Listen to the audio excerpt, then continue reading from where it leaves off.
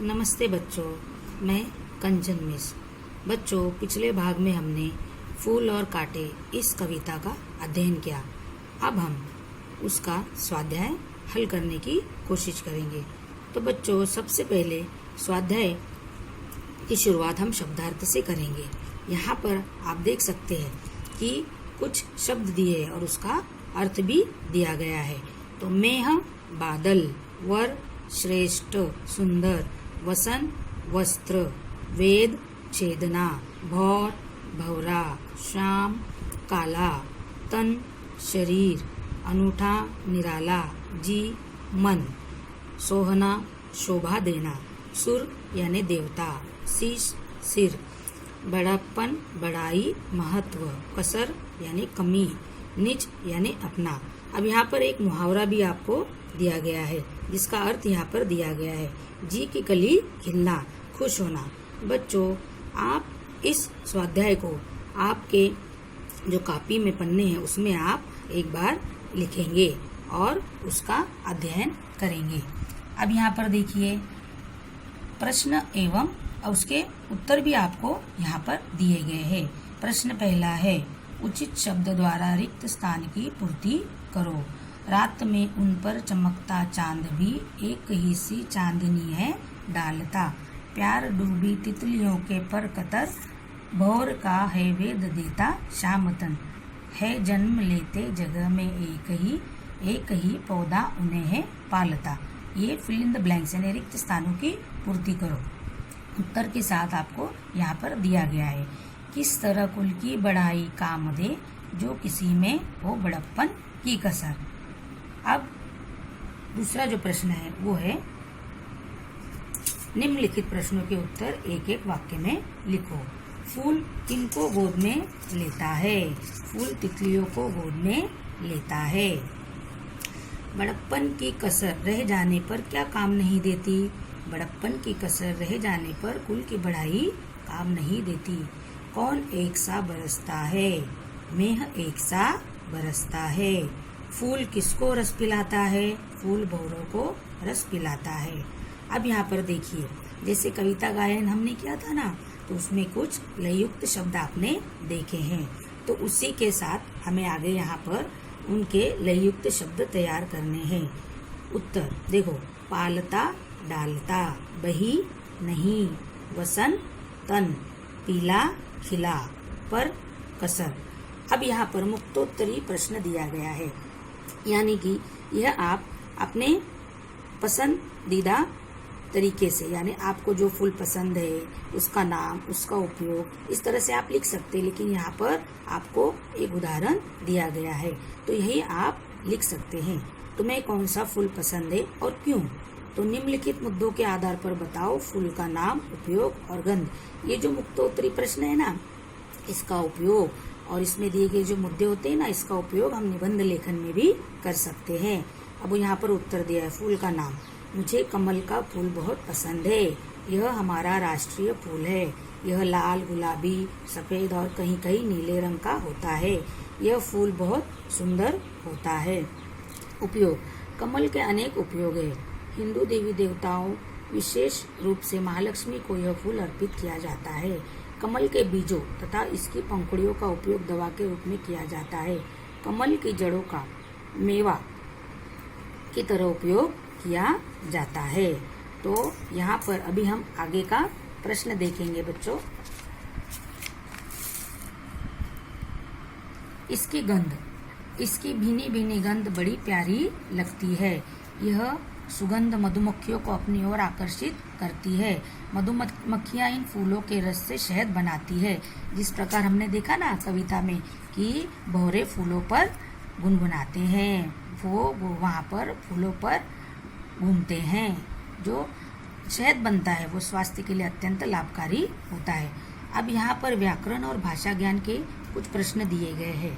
प्रश्न पहला है, दिए गए शब्दों के समानार्थी शब्द कविता में से ढूंढकर लिखो। यहाँ पर शब्द दिए हैं, इसे कविता में से जो भी इसका समानार्थी शब्द है वो आपको लिखना है। यहाँ पर दिया है चंद्रमा चांद, वायु हवा, बादल मेह, वस्त्र वसन, प्रेम प्यार, शरीर तन, पुष्प फूल, भ्रमर भौरा, नेत्र आँख, सिर शीश। अब यहाँ पर प्रश्न दूसरा दिया गया है, कोष्टक में से उचित विरुद्धार्थी शब्द चुनकर लिखो।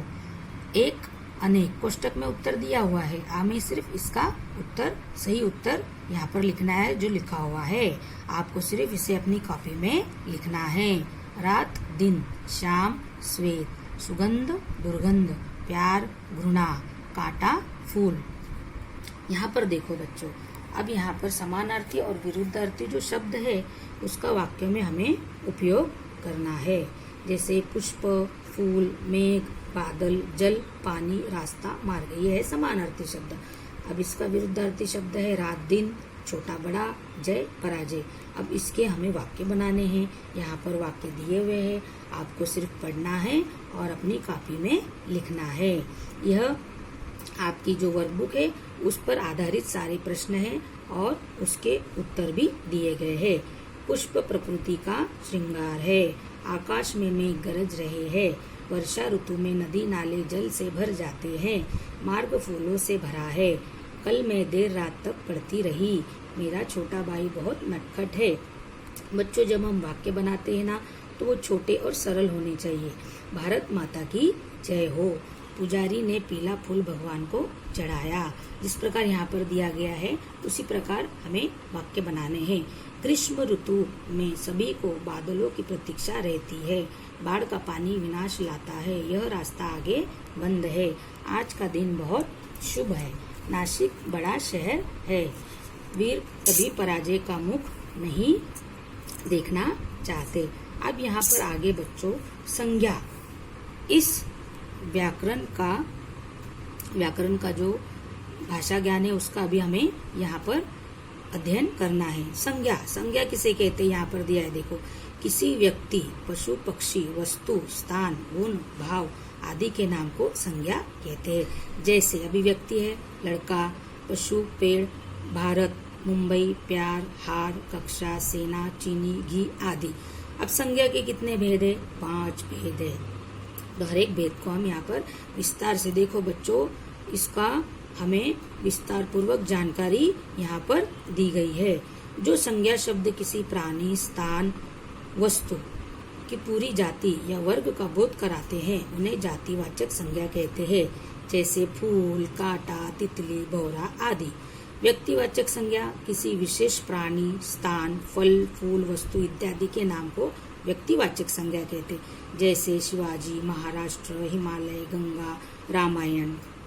भाववाचक संज्ञा, जिन संज्ञा शब्दों से किसी व्यक्ति, स्थान या वस्तु के गुण, दोष अथवा दशा का बोध होता है वे भाववाचक संज्ञा कहलाते हैं। यानी भावना का प्रदर्शन होता है या भावना का पता चलता है। जैसे बचपन, मिठास, भलाई, वीरता आदि। अब हम आगे का प्रश्न देखेंगे जो कि चौथा प्रकार है।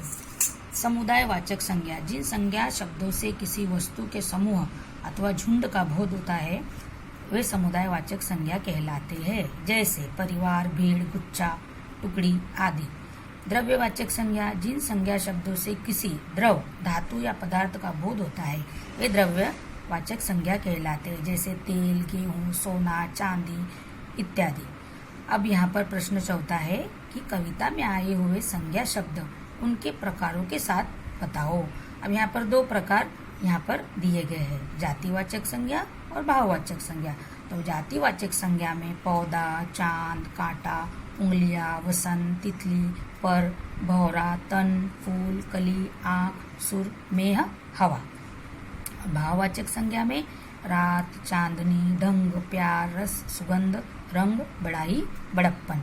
अब यहाँ पर देखो बच्चों कुछ मौखिक प्रश्न भी दिए गए हैं। जैसे कविता देखकर आप इसे हल करने की कोशिश कर सकते हैं। मौखिक यानी ओरल। सबकी आंख में कौन खटकता है? कांटा खटकता है सबकी आंख में। देवताओं के सिर पर कौन सुशोभित होता है? देवताओं के सिर पर फूल सुशोभित होता है। दिल की कली कौन खिला देता है? फूल दिल की कली खिला देता है। अब यहाँ पर कुछ और मौखिक कार्य दिए गए हैं। जैसे वाचन जगत से संकेत स्थल पर जाकर महाराष्ट्र राज्य के खादी ग्रामोद्योग की जानकारी पढ़ो और मुद्दों के आधार पर भाषण तैयार करो। जैसे अगर मैंने कहा कि हमने पहला पाठ जो देखा, वाचन मेला, वाचन करने से ज्ञान का भंडार खुल जाता है। अब यहाँ पर आप किसी अलग अलग स्थल पर जाकर या फिर उसको आप सोचकर आप उसके बारे में लिख सकते हैं। भूल कर भी न करे भूल, बने फूल नहीं शूल। तो यहाँ पर अभी स्वयं अध्ययन के लिए कुछ प्रश्न दिए गए हैं जो आपको हल करने हैं। जैसे कि आसपास के पेड़ पौधों के नामों का वर्गीकरण करो, यानी आपके आसपास जो छोटे, मध्यम और बड़े आकार के जो पेड़ है उसका यहाँ पर आपको नाम लिखना है। यहाँ पर देखो बच्चों, एक बहुत ही सुंदर सुविचार दिया गया है। प्रत्येक परिस्थिति का सामना हंसते हुए करना चाहिए, तभी व्यक्ति जीवन में सफल होता है। और अब यहाँ पर हमारा ये जो स्वाध्याय है यह पूरा हुआ। धन्यवाद।